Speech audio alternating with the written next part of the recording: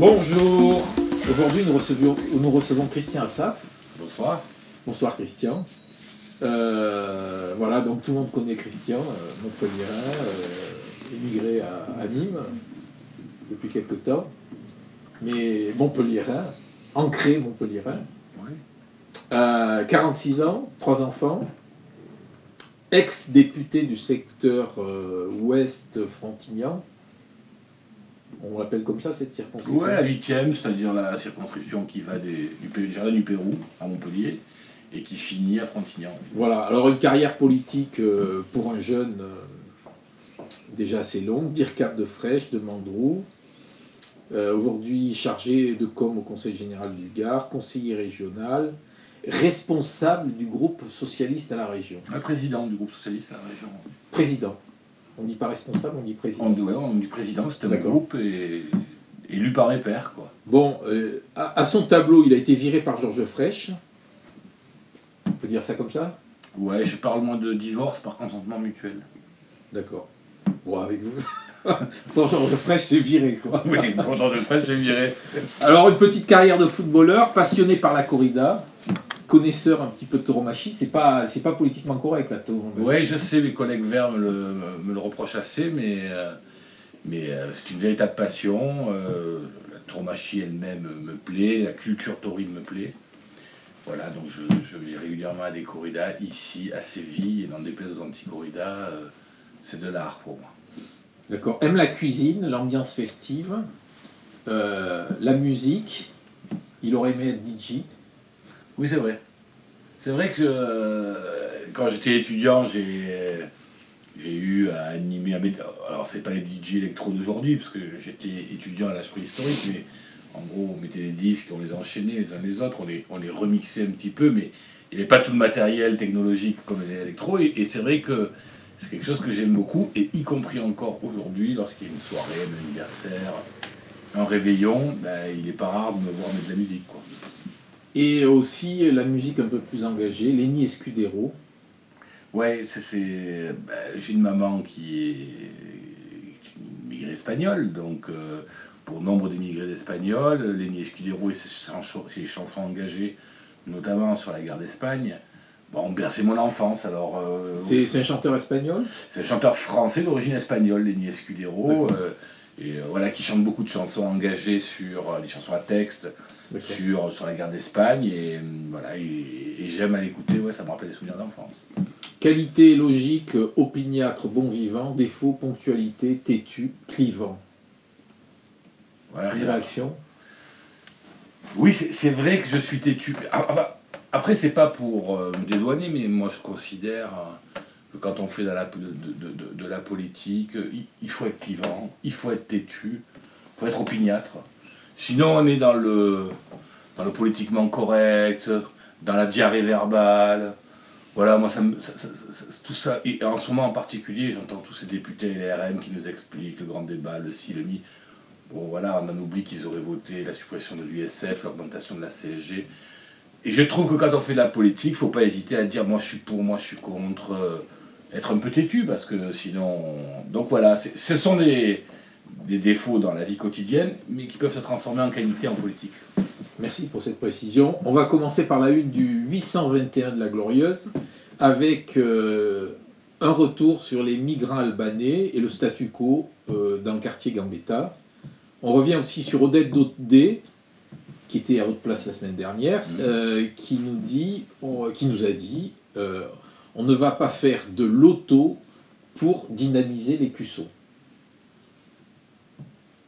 Vous pensez comme elle, ou vous pensez qu'il faut faire des lotos? J'aime bien Odette Daudet, qui est une figure du centre-ville, mais je pense que de faire l'autruche, considérant qu'il n'y a plus rien à faire dans le centre-ville, ça me paraît être suicidaire. Le centre-ville à Montpellier se meurt.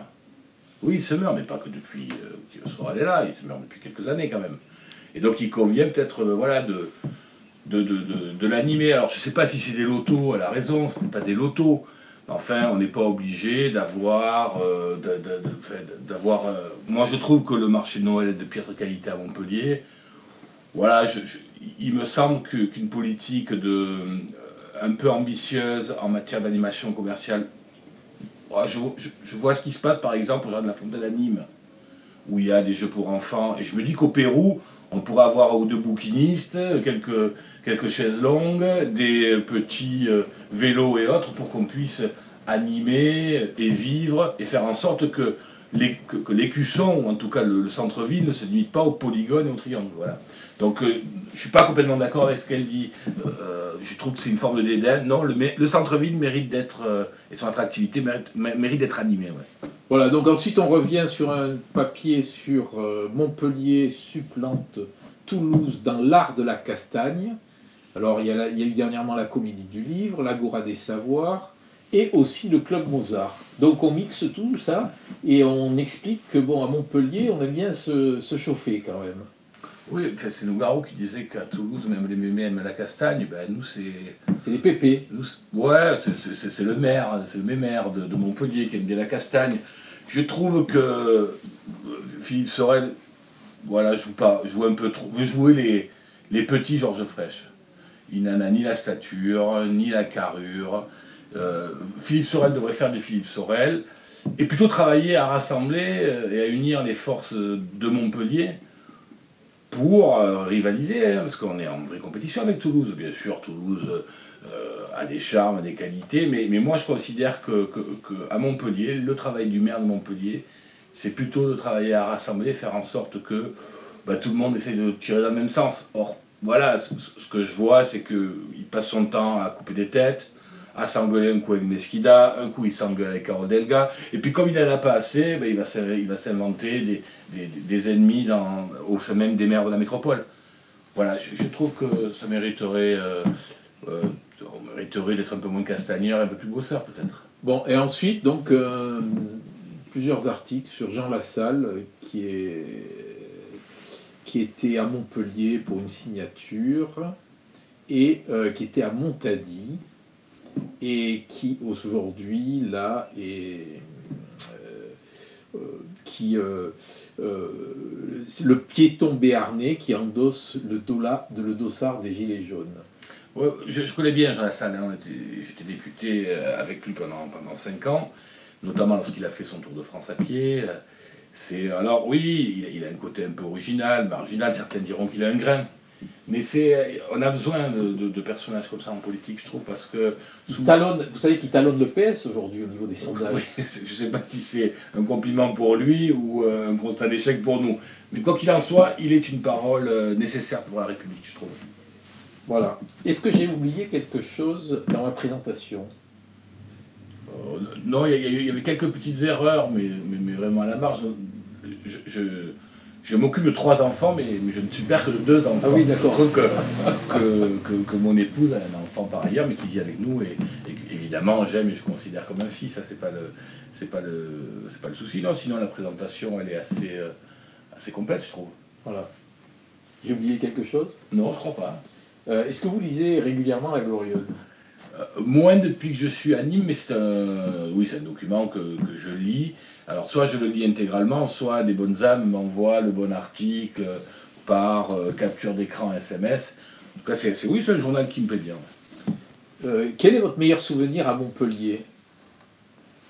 Alors, les petites culottes de Charles Coury, au choix, ou les pizzas de votre ami Navarro ? Ah, je trouve que les petites culottes de Charles Coury, c'était croustillant quand même. C'était croustillant, c'est une affaire que la Glorieuse d'ailleurs avait révélée. Voilà, sur les actions, ça fait passer un peu au balai rose quoi, de l'époque. C'était presque un peu suranné, quoi. Mais j'ai beaucoup ri en lisant cet article. Vous faites partie de la promo des juristes de Georges Frêche, dans lequel il y avait il y avait Miaille, dont on parle actuellement, il y a Bord, il y a Bourgie, il y a Zanchiello, il y a vous, voilà, toute cette promo. Des anciens élèves de Georges Frêche, ouais. Je ne sais pas si vous êtes tous anciens élèves, parce que je pense que Miaille n'est pas un ancien élève de Georges Frêche, mais aujourd'hui, là, le maire de Montpellier préfère les scientifiques, il l'a dit. Quelle est votre réaction ? je trouve que la façon dont tout ça, voilà, vous l'avez, voilà, on en a parlé tout à l'heure, tout s'est passé, c'est assez indigne. Michel Niaille ne mérite pas d'apprendre le soir des vœux devant 2000 personnes, qu'il est remercié pour je ne sais quelle raison. Après la promotion d'Annie Van Le Den, ça me fait rire, moi, c'est d'Annie Van Le Den. Il y a les gens qui mordent la main à ceux qui leur donnent à manger, et puis il y a Annie Van Le Den qui, elle, embrasse la main qui a voulu le tuer, quoi. C'est une sorte de syndrome de Stockholm, ou en psychanalyse on appelle ça aller vers son bourreau, quoi. L'homme qui a essayé de la tuer, qui l'a humilié lors des dernières législatives en envoyant Mme Jeannin, qui était la première adjointe de Philippe Sorel, aujourd'hui en fait la reine de la science, Madame Prix Nobel de Montpellier. Tout ça me fait doucement rire. Mais j'ai pas trop envie de passer le temps à discuter d'Annie Van Le Den, elle ne m'intéresse pas beaucoup. Vous avez été mis en cause là, dernièrement là, sur un audit de KPMG sur le travail à l'Office de tourisme de Montpellier. Qu'est-ce que vous dites? D'abord, c'est quelque chose qui était gratuit et qui m'a profondément blessé.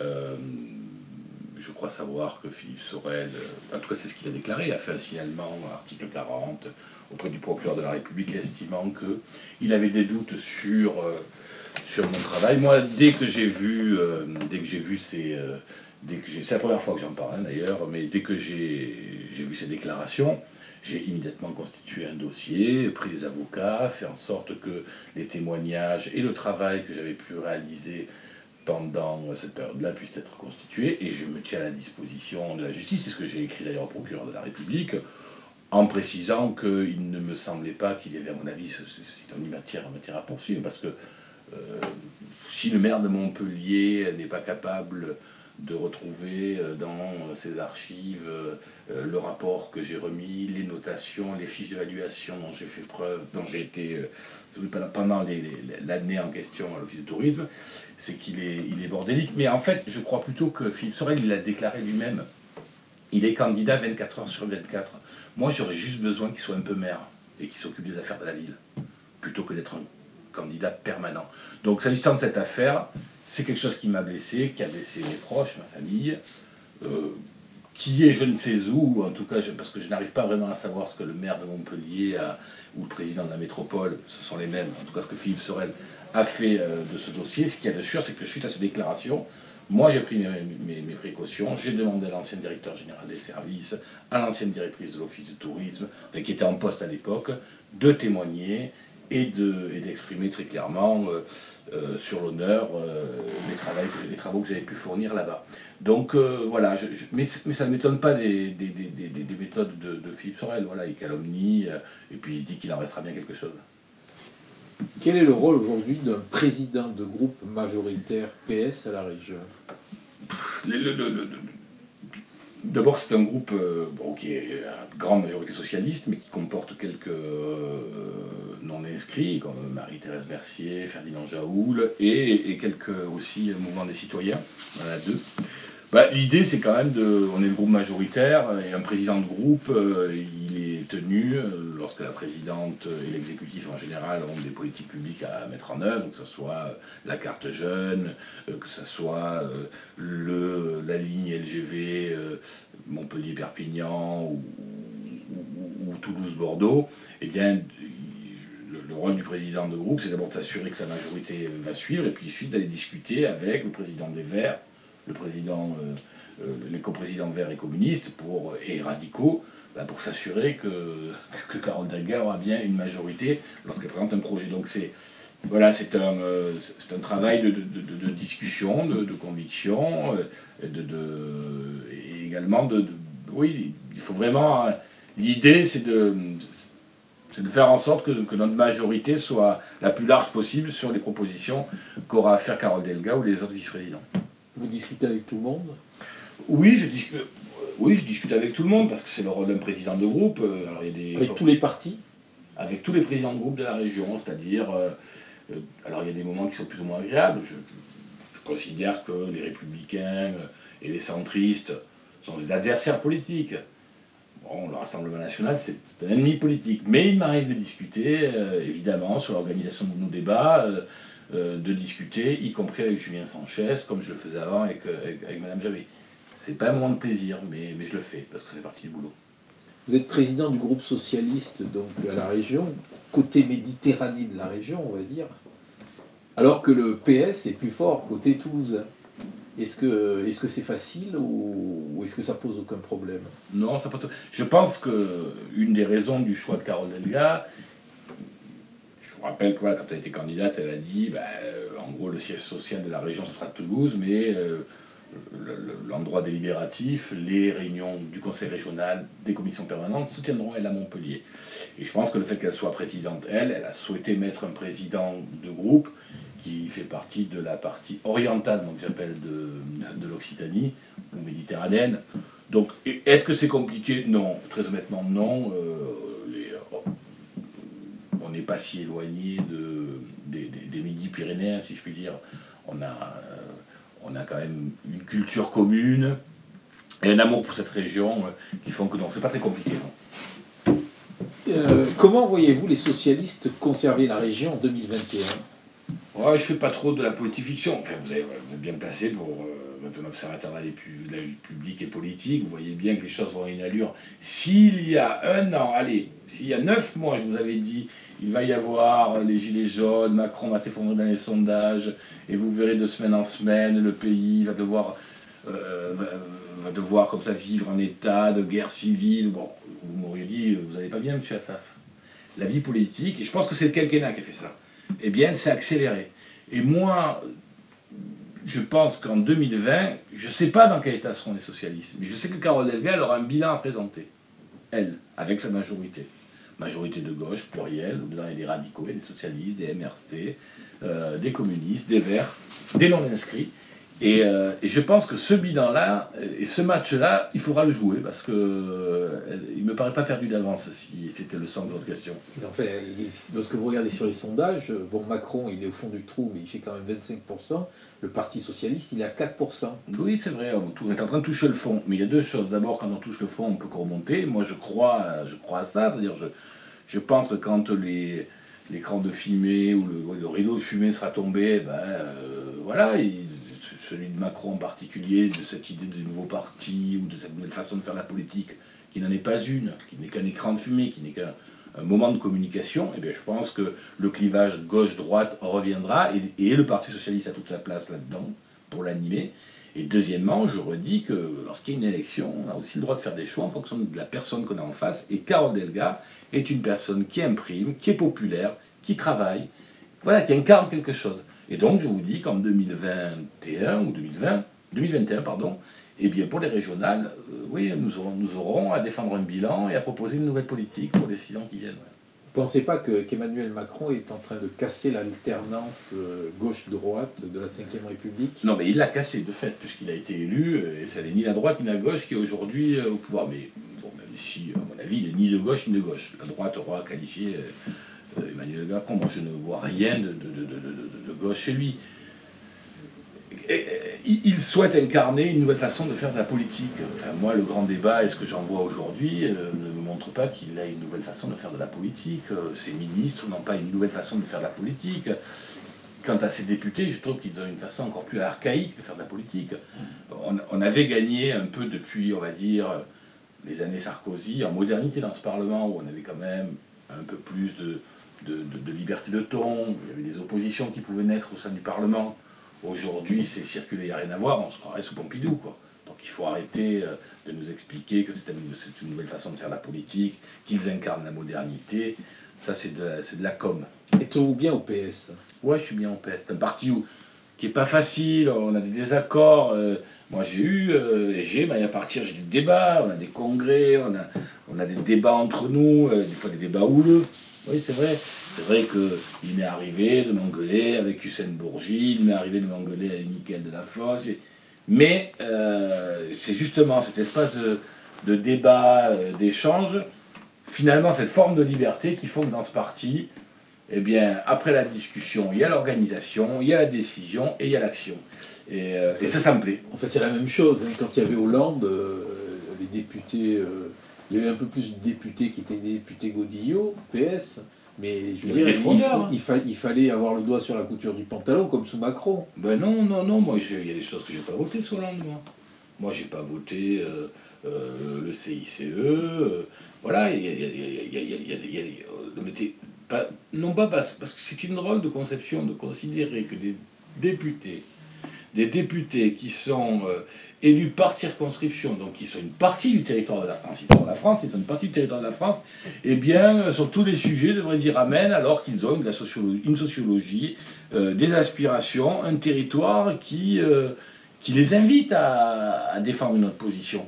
Et moi, je peux vous dire que si vous prenez l'ensemble des textes qui ont été proposés sous Hollande, je me suis amusé à le faire, hein, le calcul, le nombre de députés de la majorité, il y avait à peu près 380 députés, 300 députés, il y avait exactement, socialistes et apparentés, dans le groupe. Eh bien, si vous prenez toutes les lois qui ont été proposées pendant le quinquennat, et vous comptez le nombre de députés de façon différenciée qui, à un moment ou à un autre, ont voté contre ces lois, vous arrivez à 150. Il y a à peu près 150 députés qui, au cours du mandat, se sont affranchis des consignes de vote qui émanaient du gouvernement. On peut trouver que c'est mal. Moi, je trouve que c'est bien. C'est ça la démocratie. C'est ça la respiration démocratique. Que pense Christian Assaf aujourd'hui à Montpellier? C'est une question, c'est compliqué pour moi de répondre à ça. Ben, en tout cas, ce que je sais, c'est que j'ai un engagement et une histoire politique avec cette ville. Vous l'avez dit rapidement en introduction, j'ai travaillé comme directeur de cabinet de Georges Frêche pendant près de 7 ans, auprès d'Hélène Mandroux pendant 2 ans, donc on y a fait des choses. Je pense à l'appel pour le mariage pour tous. Voilà, mon engagement politique, mon travail, mon engagement politique, voilà, ne sont plus à démontrer dans cette ville. Après, j'attends pas, je n'imagine pas les foules de Montpelliérains venir.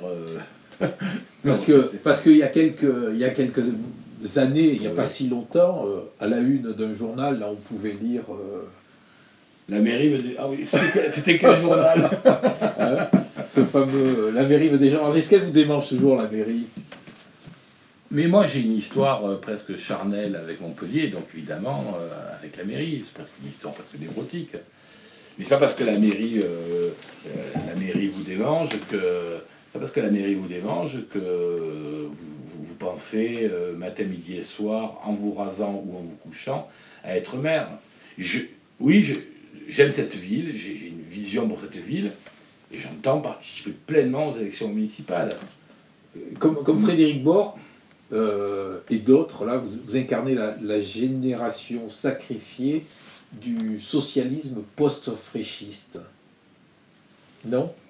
Ouais, je ne sais pas, moi j'ai été élu député après Frêche, je suis conseiller régional après Frêche, je n'ai pas le sentiment d'avoir été sacrifié par les électeurs. C'est pas ce sentiment. Non, mais enfin, le flambeau fréchiste, il a été repris par... Non, mais moi, je laisse Georges Frêche dans sa tombe. Par Philippe Sorel. Oui, non, mais tout le monde, c'est un peu comme la relique du Christ. C'est-à-dire tout le monde souhaite en avoir un petit peu, et en fait, si vous les additionnez, il y a 3 ou 4 fois la relique du Christ. Moi, je ne suis pas dans une bagarre de l'héritage. Georges Frêche, il a des héritières naturelles, c'est ses 5 filles. Et puis surtout, je souhaite qu'on le laisse tranquille dans sa tombe. Et ça fait maintenant quelques années que Georges Frêche est mort. Et il me semble que, que Philippe Sorel, que Pierre-Paul ou Jacques n'ont pas à se battre l'héritage de Georges Frêche. Georges Frêche, il a bâti une ville, il a donné une direction, il a imaginé cette ville et cette politique en 1977. Et il n'est plus maire de Montpellier depuis 2004. Nous sommes en 2018. 2019, pardon. Ça fait 15 ans.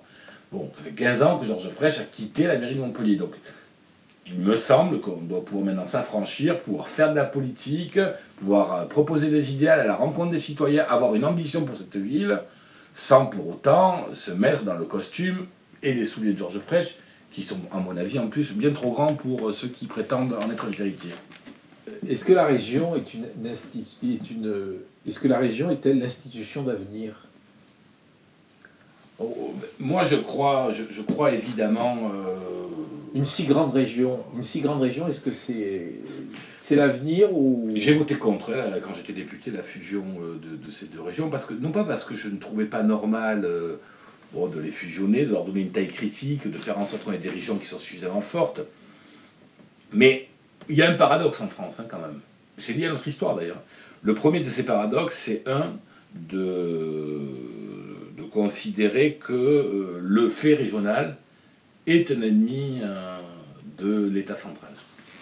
Il y a qu'à voir les difficultés que nous avons à reconnaître l'occitan et les autres langues régionales. Il n'y a qu'à voir avec quelles difficultés les régions ont eu, avec quelles difficultés elles ont eu à éclore. C'est-à-dire, mais ça, c'est historique. Voilà, on a construit, on est une république, un État colbertiste, plutôt centralisateur. Et puis la deuxième chose, c'est qu'on se rend bien compte quand même que la proximité, la différence territoriale, les spécificités liées à l'histoire, à la géographie, aux positions géographiques de telle ou telle région, nécessitent que la décision soit prise au plus près du citoyen. Et la région est le bon espace. Et le bon espace pour le développement économique. D'accord. On va terminer par la question chapeau, si vous voulez bien. Oui. Allez-y, vous choisissez une question. Il y en a deux, quoi. Je ne vais pas en faire 10 questions. Je la lis. Ah oui, il faut la lire. Et en fait, je crois qu'il y a deux questions, si je peux me permettre. Comment voyez-vous l'action de votre remplaçant? La mairie de Frontignan vous intéresse-t-elle? Oui. Non, je vous ai dit que j'étais... ce qui se passe à la mairie de Frontignan m'intéresse. D'ailleurs, je trouve que Pierre Bouldoir est un excellent maire. D'abord, il a été plébiscité, à de nombreuses fois réélu. Et bien sûr, si je peux apporter mon aide, mon soutien à Pierre Bouldoir, mais il n'a pas encore dit s'il souhaitait y retourner ou à quelqu'un de son équipe, c'est avec plaisir que je le ferai parce qu'ils sont une véritable espérance pour ce territoire qui est dur, qui vit des moments difficiles sur le plan social, quand même une pauvreté, et malgré ce, ils font preuve d'espérance, ils mènent des combats qui sont compliqués, je pense notamment sur les combats sur la dépollution des terrains de la raffinerie, je pense au combat des habitants des Aresquiers. Et Pierre Bouldoir, en plus de ces combats-là, donne une espérance à cette ville. Chaque année, je vous invite à aller au Festival du Roman Noir. Et ensuite, comment je vois l'action de mon remplaçant? Humainement, c'est pas un mauvais bourg, je l'ai déjà croisé, il est plutôt sympathique, j'ai pas de problème d'ordre personnel avec lui. Je trouve qu'il ne sert à rien. Comme tous les députés En Marche, ils ne servent à rien. C'est sévère. Mais non, mais je suis pas sévère. En quoi vous étiez plus utile? Ils ont subi un casting ou un recrutement façon start-up,